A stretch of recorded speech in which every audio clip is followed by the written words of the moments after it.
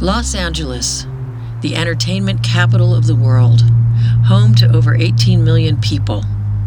18 million people who are trying to coexist with what remains of the Los Angeles wilderness.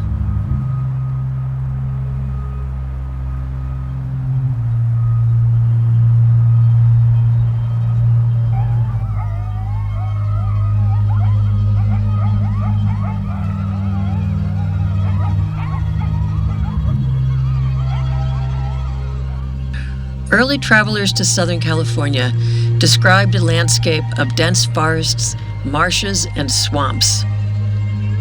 Life was abundant all along the river's edge. Deer and antelope drank from its waters, along with bears, mountain lions, and other wild animals. Later, farms replaced grasslands, and the LA River became an artificial body of water. The dense woods became a heavily populated city.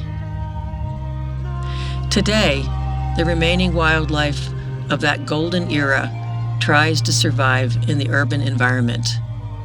Many vulnerable species are on the brink of extinction. Others, like the coyote, try to adapt.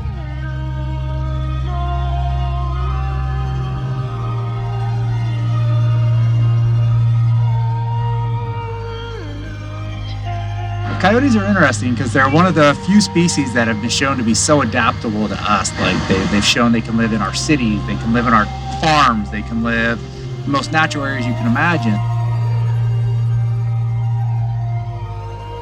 Coyotes also can show us a lot of things that other wildlife may not be able to do. Things like where they cross roads.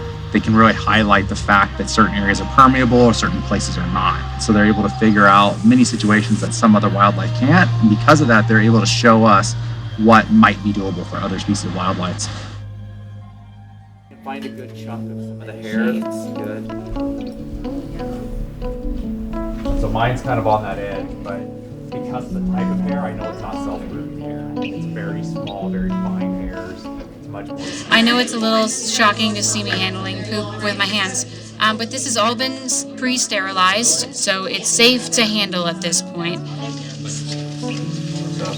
When you're going through it, you're going So this is all part of a wide-scale urban diet analysis to try to see what sort of food resources the coyotes in the area have been taking advantage of. As much as everybody knows that coyotes are in LA and in the surrounding areas, especially the more urban ones, have not really been studied much. And so this project is trying to see what sort of food resources they're taking advantage of, how are they living in LA, and diet is a huge part of that.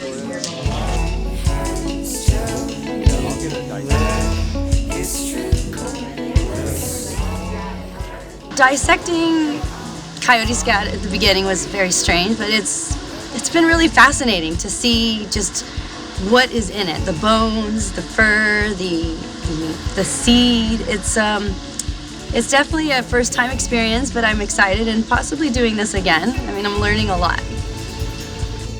Coyotes are definitely worth saving, protecting. They're part of our environment, they're part of our lives.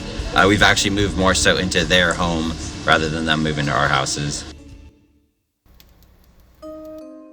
In many parts of Southern California, we have become accustomed to living in close but not necessarily comfortable contact with the animals who were here long before developers decided to change the natural landscape. Coyotes, who live in closer proximity to us than bears or mountain lions, they rarely generate any human reaction except, how do we get rid of them?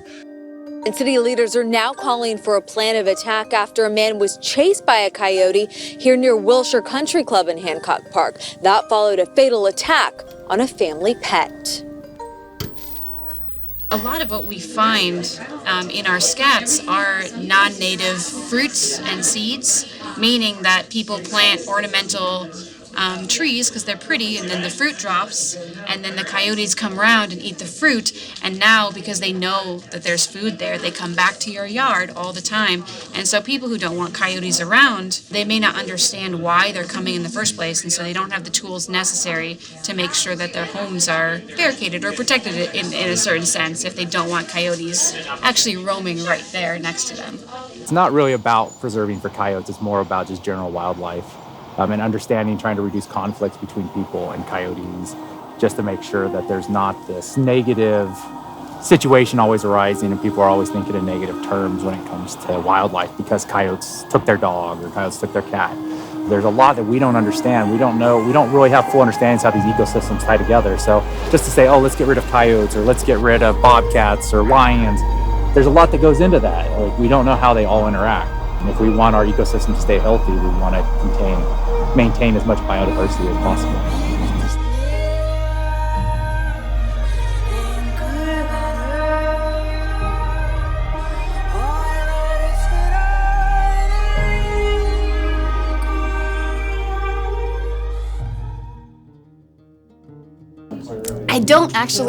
I don't know I would say that coyotes need saving.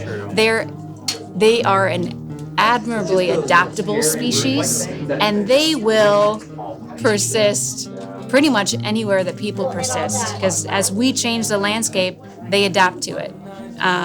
So, coyotes will be around. The question is, are we going to have a method to deal with them that works? Or are we just going to keep trying things that don't work and actually maybe make conflict problems even worse? To know what to say, mind is unreasonable.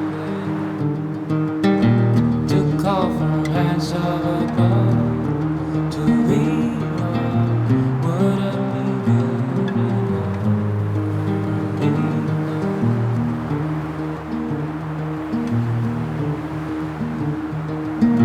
One night of magic rush, the start a simple touch. One night to